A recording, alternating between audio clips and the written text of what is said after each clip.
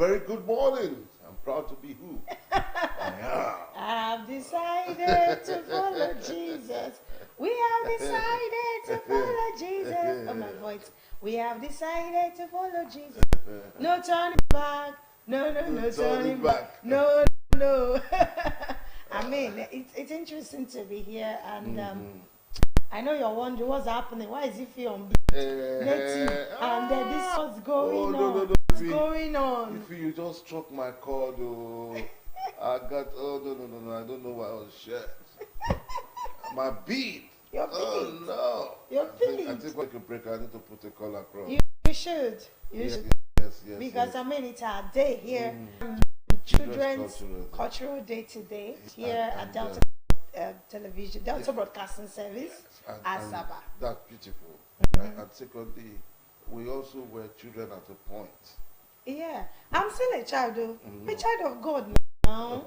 Okay. I'm a child of God. We are children of God. Yes, we're children of God. So it's still our day. So as the world celebrates the Children's Day, Happy Children's Day to all our children, to us, okay? Because we are still children to God. You have your mom. Yeah, my mom is still alive, and so I'm still her baby for now. And also, we have also developed God-fought children too. So we need to thank God and celebrate them for the dexterity, for what they will become. You see, one thing struck me yesterday. Okay. There was this young autistic child, who met with the first lady. Our first lady? The first lady. Okay, the first lady. Oluremi Tinubu. And this boy, his name is in the book of record. Guinness Book of record. For creating a design. Oh, the rain oil design? No, not the rain oil. No, because it was the rain oil bus that saw that. Yeah. I think they were also part of it all. The boy was with the first lady. The boy brought the family's name to repute. Ooh. An autistic child, Regardless of that challenge. Do you understand? Regardless of his challenge. A child that if it were to be in our normal home, I beg you. But you see, no child is a pushover. No matter what you might say, oh, my son is not intelligent. What of this thing? What of those who are Down syndrome? Right. Do you understand? And it happened to come out. They happened to come out the way they came. But let me shock you. First lady gave the guy a cash prize of 25 million naira. It's on air. It was on Channels News yesterday. And That is a huge sum. Yeah, I had this ghost people inside of me. Now, no child.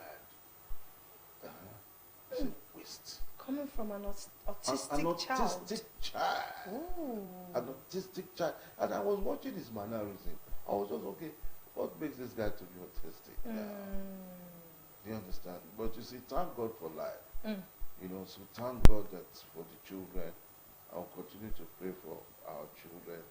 To be great. God would, at every point, see them through. Amen. That's my prayers too, because it's one thing to birth children, it's another to train them and them to accept the training. Because some children will pretend. You're at home with them, they pretend. And once they leave the four walls of your home, you never can tell what they turn out or they will turn out. So as parents, we can't stop praying, whether when they are young or even old. So long you are still alive, and even when they are married, you still keep praying for them. Because as parents, if you see that it's always our desire to see our children prospering, to see our children, making us proud. Every parent will always want their child or their children to make them proud. So if you're not seeing that result as a parent, sometimes it breaks your heart. But it's our prayer this morning that God will give us the grace and enablement also to meet their needs. Yes, their needs. I know that human needs are insatiable, But then meeting your children needs, there's this this grace or this excitement it gives when you're able to meet their needs. So happy Children's Day to all of us, to all our children especially. All right, we'll take a break now. When we come back, it will be our special spot on our program this morning. Stay with us, we'll be right back. Honorable, good morning, ma'am.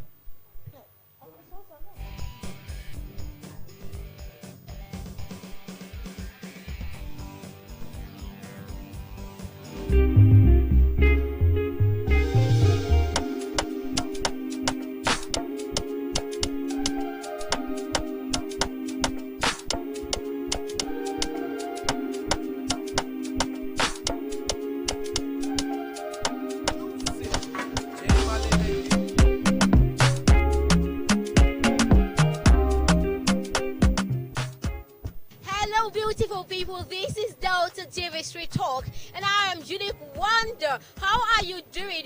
Okay, I did remember to say I'm the wonder in the wonder. If you know, you know. All right, let's go to the main business of today. Today, let's talk about children and parents.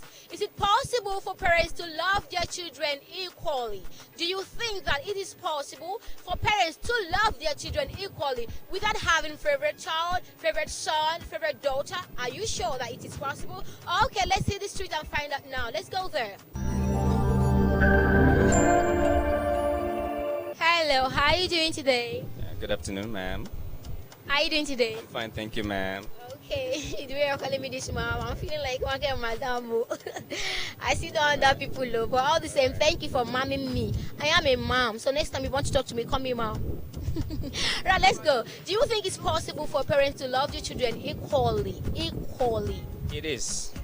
I believe it is. It's possible. Okay, I use myself as an example. I have twin girls, and I don't think in the 21st century we should be loving our children separately.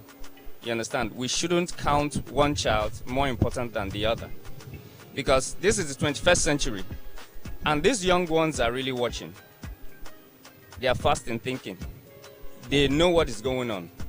So loving one child more than the other, okay, on the long run will create enmity at some stage in their lives.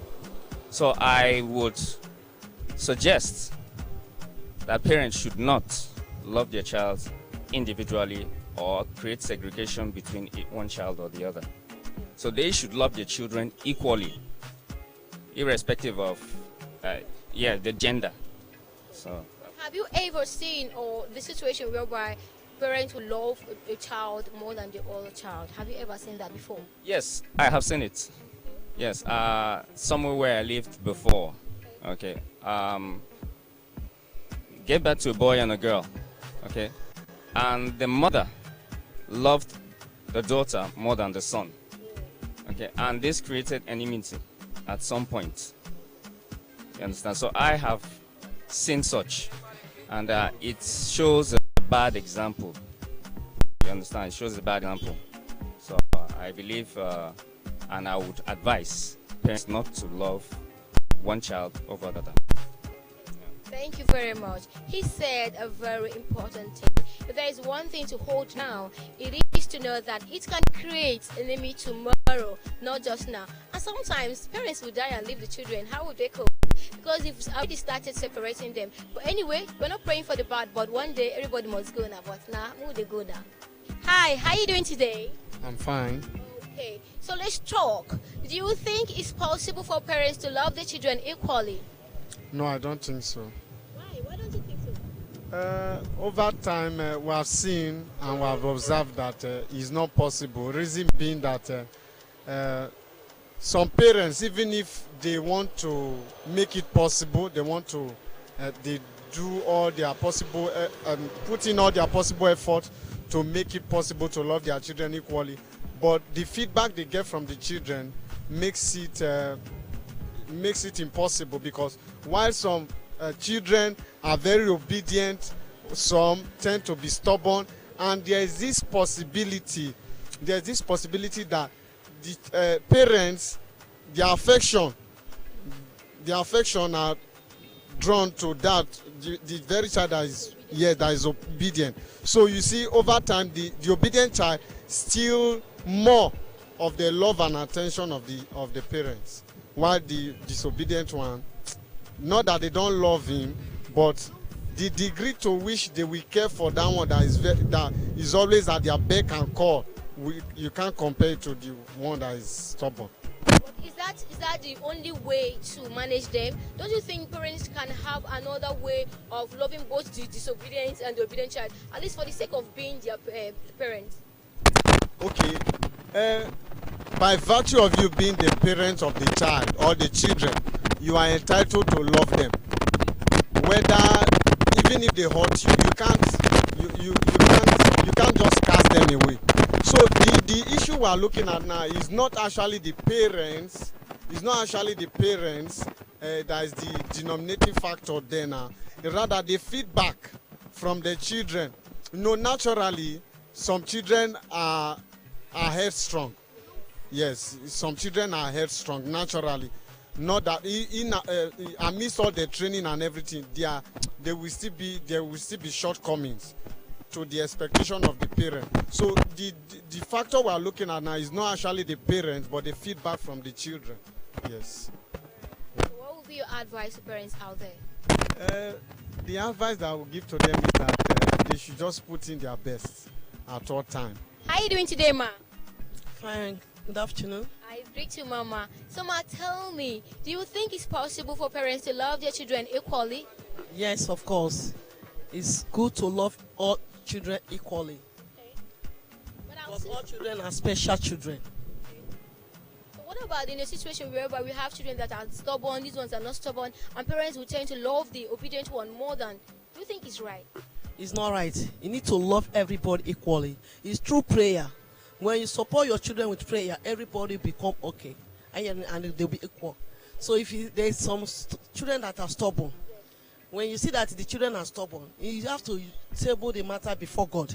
It's God that holds children. We are just caretaker. Are you hearing me? God owns children. Whatever I ask God to do, He do it for you. In the book of Matthew 7:7, ask shall be given, knock shall be opened, seek must surely find. So you have to treat all your children equal. Do not show other children that you love this more than this. That's where confusion will come. So it's very wrong to love some children more than some children. It's not right in the sight of God.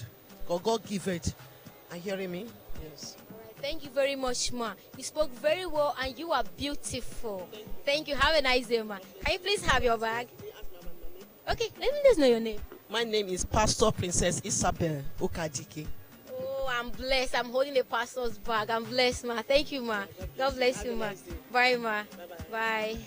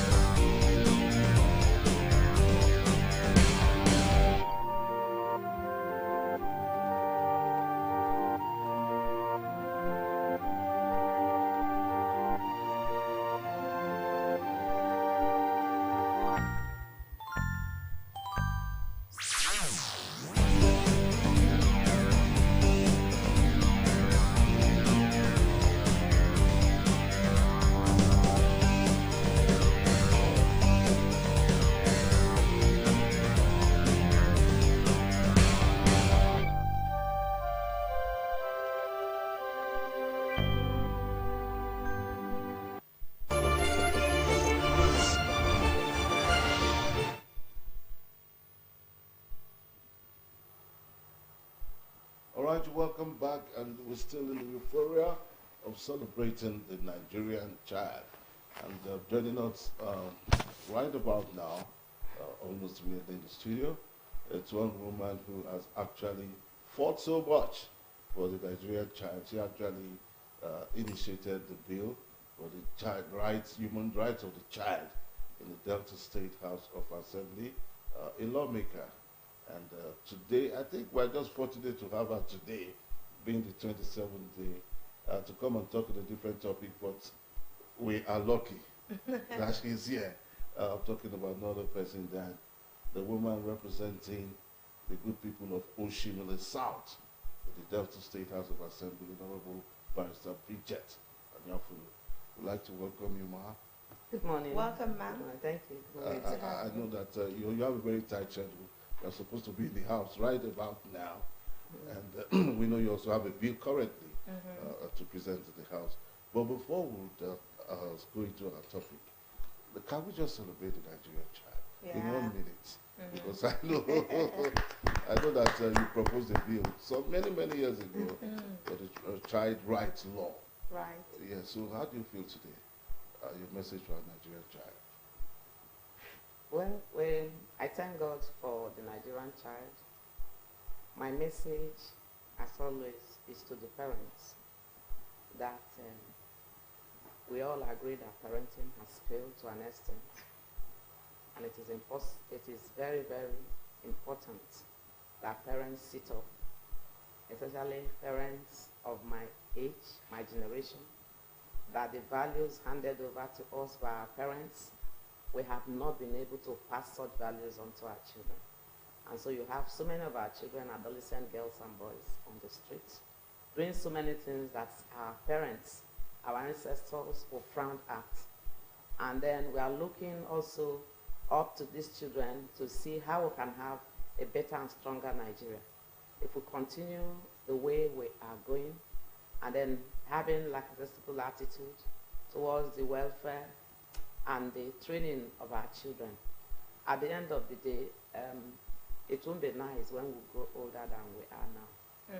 And then without the child who will develop into the youth and then become an adult later, I don't know the kind of country we are going to have in the next 30, 40 years. So it is important that we look inwards and then begin to reconcile ourselves with our children, see where we have gone wrong, and then see what we can do to put our ways better, to strengthen the capacity of our children, to make us also believe in our children, and to also let the children believe in themselves. So that at the end of the day, we'll have a group of young children growing into responsible adults. And then we can fall asleep when the time comes, having that confidence that we are living in Nigeria that is the whole, a Nigeria without regrets. But if we leave it the way it is, I'm very much afraid.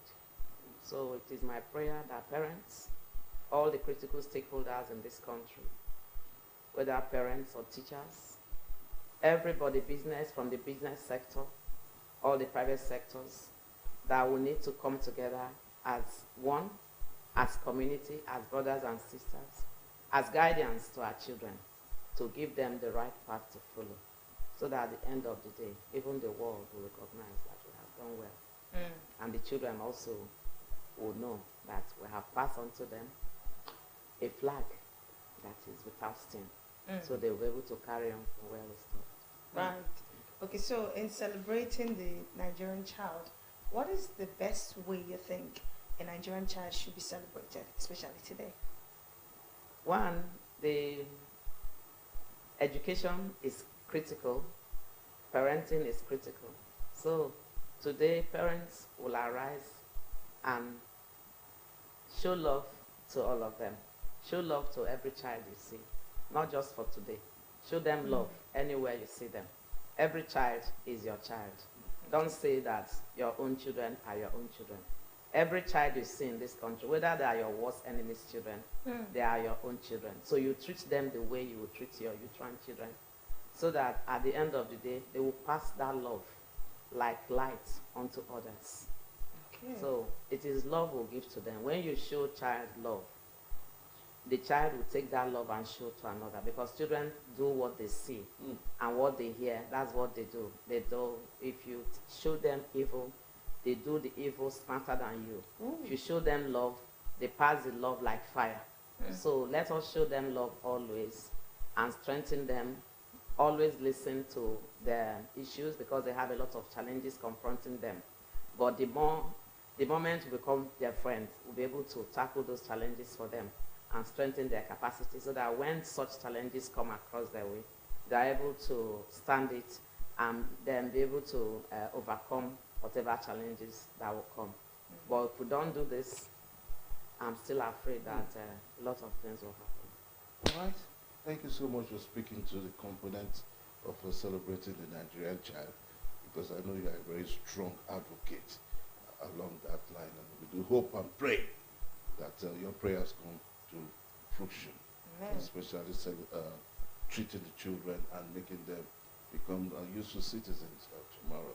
And so away from that, I know you are a very busy personality. His administration of Right Honorable Sheriff Oburiwo will be 2 years in a few days from now, and we know that you have been part of the success story so far in that situation. So quickly, how effective would you say the MOA agenda has been, most especially in delivering tangible projects and benefits to Delta so far? Tangible projects. The MOA agenda. Yes. Well, I want to first congratulate His Excellency. I'm talking from the development perspective. And I want to sincerely thank His Excellency for keeping the promise. In development, you set an agenda. And when you set that agenda, it becomes a compass. It guides whatever you do, the administration, to see what you have done.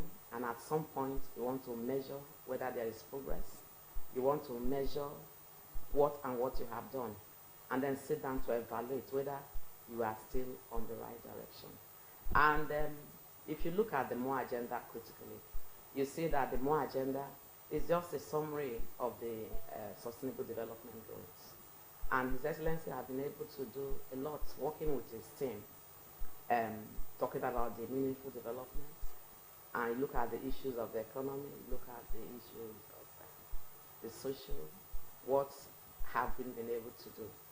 And then we talk about the opportunities for all. More importantly for me is the reform.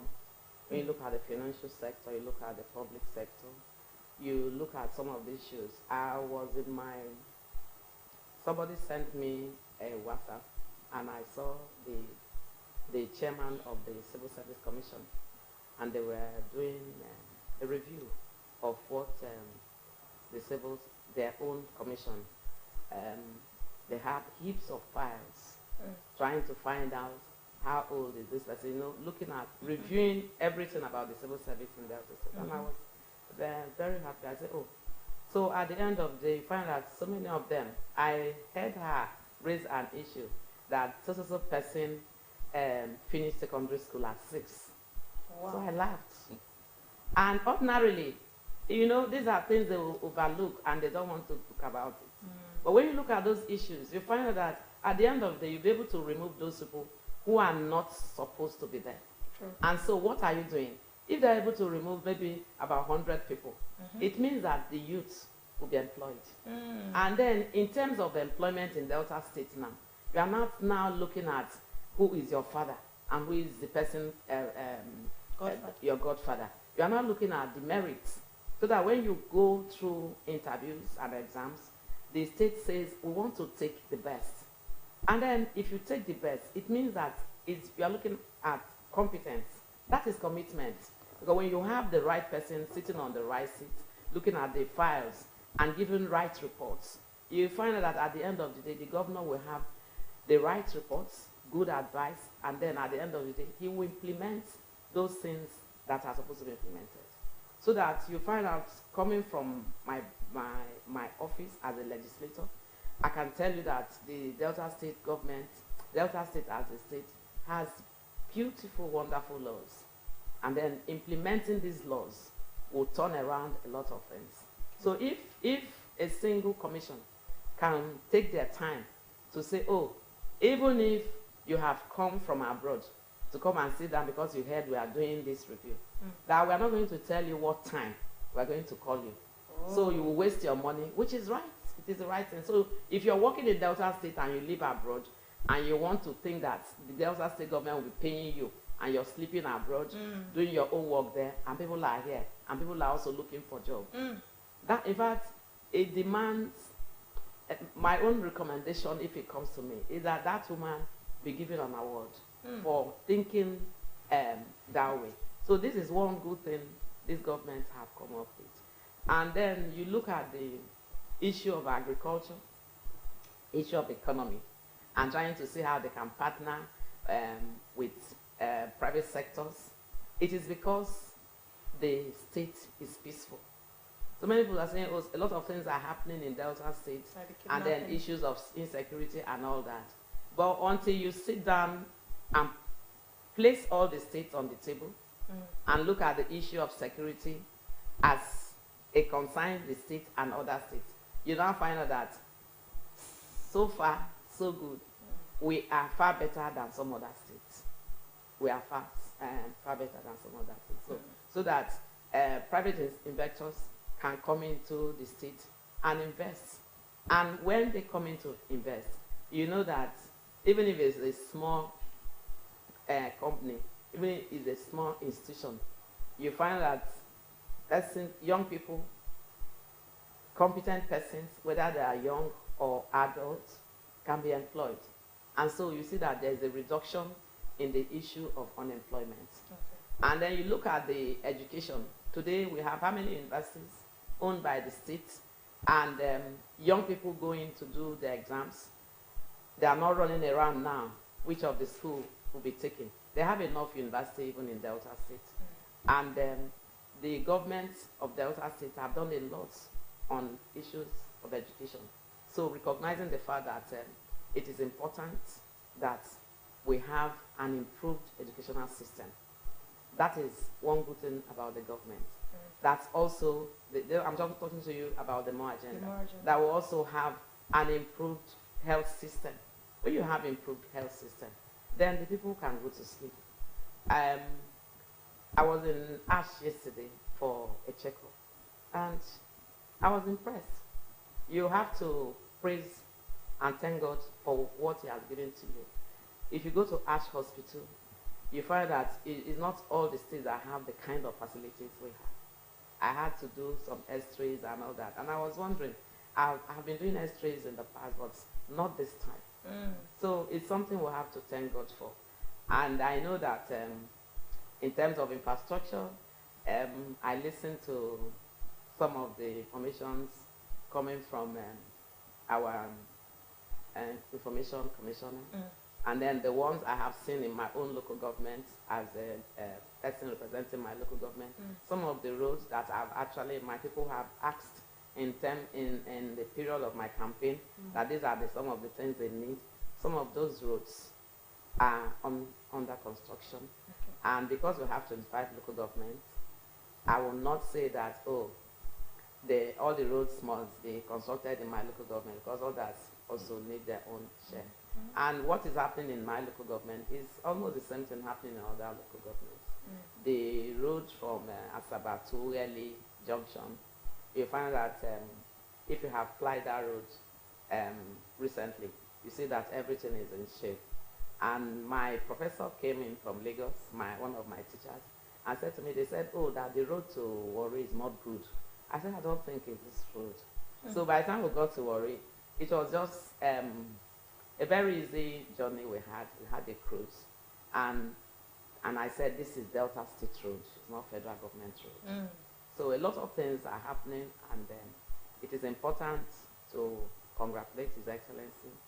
And even as we congratulate him, we pray that he's also going to do more, like he had said, and making sure that competence will be the order of the day. Because when you have those people who understand issues around you, who understand what the people want, because the people come first.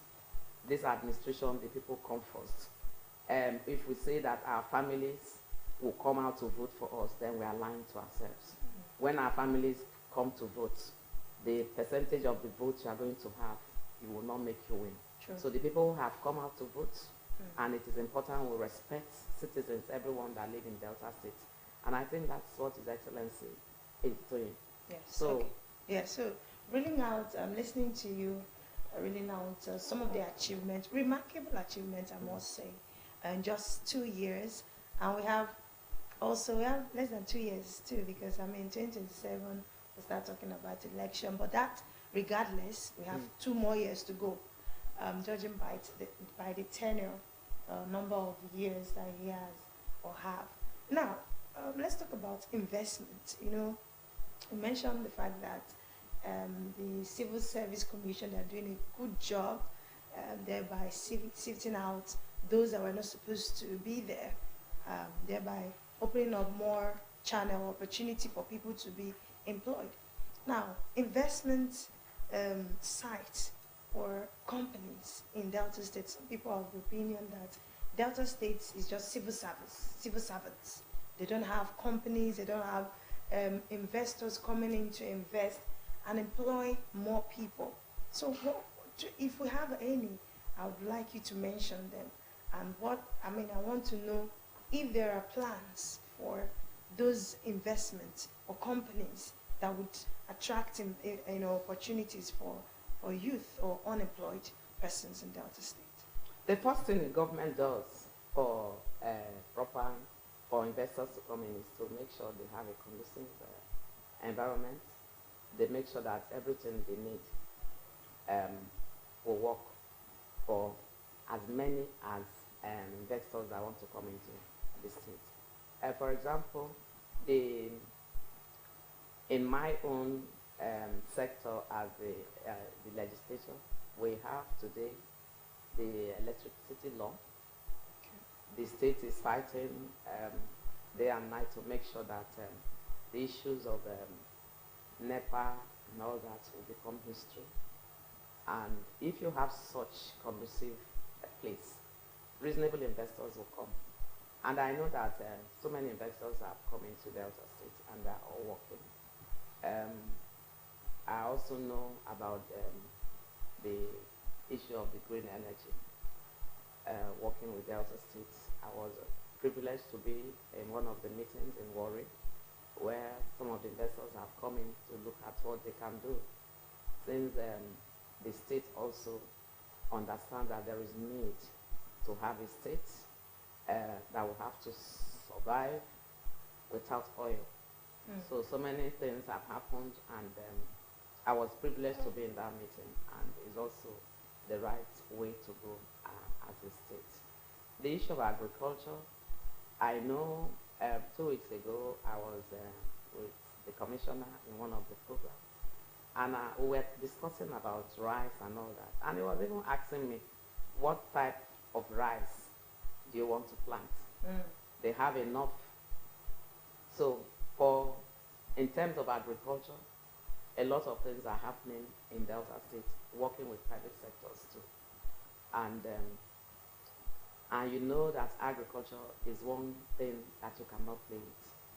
If we have enough food in Delta State, first for the consumption of people who live in Delta State, then you talk about the one you are going to export. The implication is that when you have good food, your family will live in good health. True. The number of patients that will be in the hospital will be reduced. So these are the small things that His Excellency is doing that I am impressed, because you have to protect your home. The position of the law is that only the living can praise God. So if people have good food, and I can tell you that as a member representing Oshimiri South State constituency, you can produce more than 2 trailers of rice in Oshimiri South. There's a landscape. This is not a joke. If you go to Ko area around the river, you will see that some of the rice you have in the market, apart from the one they bring from the north, were planted here. And those who planted them did not buy the paddy. It was given to them by Ministry of Agriculture. And when they do that, if you go even to that Hausa market around, you see that they have mills. These are smallholder farmers, young women, some young widows who do this rice, so that sometimes they can have their farm, depending on the hectares they have, will have maybe 200 or 300 paddy at the point of harvest. And when you mill them, you find that if you have 10 paddy, for example, you have the number of rice, bags of rice. So these little small smallholder farmers are also themselves business people, and the smaller enterprise drive economy. So it is important that as we talk about the bigger investors, we also talk about the small ones around us and what the state is doing with them to see how we can cover up some of the lapses. Okay. All right, so quickly before we let you go, because I know you are supposed to be at plenary now. Just recently, you flagged off, you actually took part in the World Hypertension Day and all of that as part of your medical outreach. And I heard comments from people that no other legislator has done that.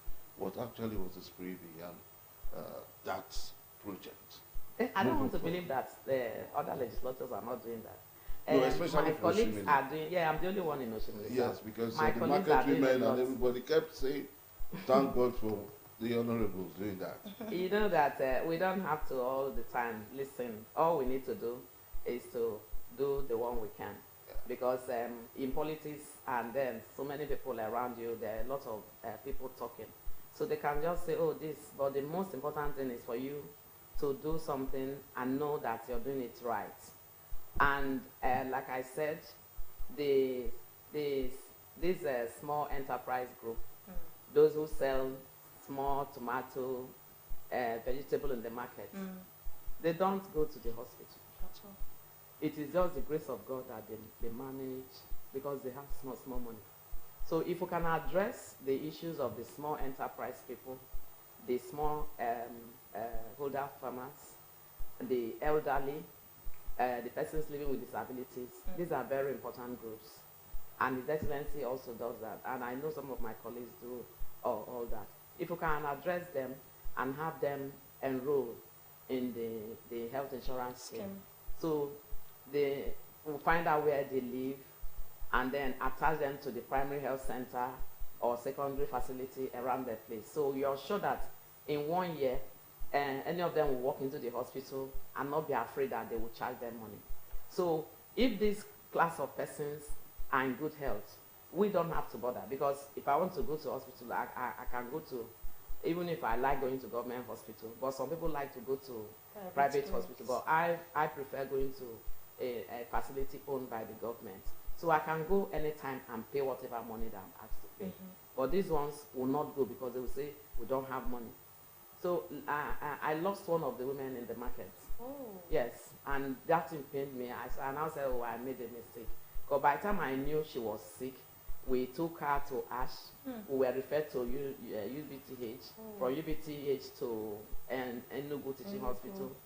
And then we were doing a lot of blood. At some point, we lost her. So it dawned on me last year that I have not really gone into the market to see what the women are going through. So from that last year that she passed on, decided that we need to bring them together to make sure. You can even pay that money and they don't want to go. So now we are moving treatment into the market, going around. After that, the other markets have been calling, not come home. So we'll go and be meeting them where they are and then make sure that I've been talking with the critical stakeholders in health, that when they come, they should also treat them. So when you do that, you find that they will understand that the government also respects them. Because all the people need from you, even the one that is the very poor, the most, all they want to know is, am I recognized by the government? So when they now know that, even in their home, that the governor understands their challenges, they won't worry. They will tell you, after all, governor, they can't treat me for here. The governor doesn't have to go by himself. That's why we represent the governor. So if health people come and meet them, they know that it was because of His Excellency they came. So when you talk to them, they say, me sef, they get treatment now. I know they go, I know they pay money. Now governor send them. So that's good for me. And that's why we are doing it. It is their right. And if we have more money, we'll still put it so that they'll be happy with us. They won't feel bad, because how much can you give them? That's it. We must say kudos to you. And just before we wrap up, like you said, you're also going to celebrate your 2 years. You've been duly elected by the good people of Oshimili South. Yes. And I know that since you assumed office. It's been from one project to another in your own little, not so little corner. So can you please highlight some of the things that you've been able to achieve? Of course, I'm actually excited. I want to congratulate West End School. When I started, because health, the food is more important to me. I don't eat, I eat natural food. So I encourage, can you mention some that you eat so that? I eat natural food because I know that natural food is medicinal to my body. Okay. That was how we were brought up by my parents. My native soup is osani. That is the menu in my house. Wow. Everybody must eat osani. The okra, all the okra is good for the heart. The medical persons will tell you. Yes. True. And fresh curry, all this fresh food. And yam. I've been a farmer. This is my 15 years in the farm. The yam I eat in my house is from my farm. I only buy when it's finished. And because I have a lot of dependents, I must have a farm. So even rice now, some of the things I eat, I plant them. So, and when I went to all the schools in Oshimili South, I had a meeting with the teachers, all the heads of schools. They agreed. So we opened the school garden like we had it when we were growing up. Yes. So all the schools have their garden. I gave them seed. Last year we planted about 6,000 plantain suckers. Wow. And the school would take, individuals would take a yam. Like now, people are coming to take yam. So many of them have planted yam. I'm giving them yam seeds. And they're happy. Children had to plant this. Then, but West End harvested cassava, big cassava, and sent to me and said to me that we have enough. What we need now is more cutlasses and hoes. And I was so excited. I said, if any number you want, I'll buy it. Wow. Now, what are you trying to tell the children? That they have capacity to do, to feed themselves. So let them plant okra. Plant okra in your place. Plant.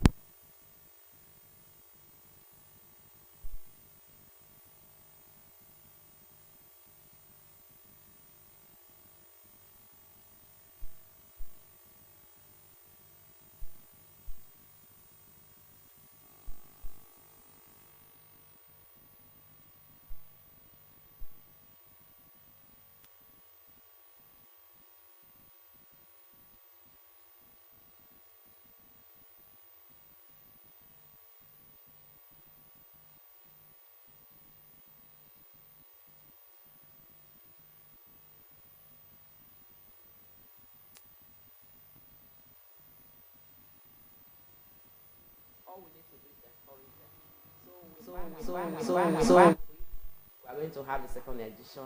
We are starting the first edition of the essay writing just to make sure you encourage the children because they know it, but all they need is a push. Okay. So these are some of the things I have done. Agriculture, education, health. And empowering their minds as well. Yes, and then health. A lot of mentorship program and all that. Goodness. And I've briefed my chairman and the councillors of what we have been doing. And it is also my prayer that our people who have encouraged me to this level, that the good Lord will also bless them. They have been very nice. All right. We'd like to thank you so much. Time really is not our friend, and we don't want to keep you for too long. We do hope again that we would invite you because I know you are very, very media friendly. Thank you so much for your time and for your very best wishes. So quickly, we'll take a break. We've been speaking extensively with Honorable Barrister Bridget Nyafunu, the member representing the good people of Oshimili South Nation in the Delta State House of Assembly. I will have peace-loving. Yes. And she's spoken so well to the component of our discourse this morning. And the one good term to say deserves another. We'll speak to that on a later day. We'll take a break now. We'll come back. Morning Ride continues. Okay. Can I leave? Oh, yes.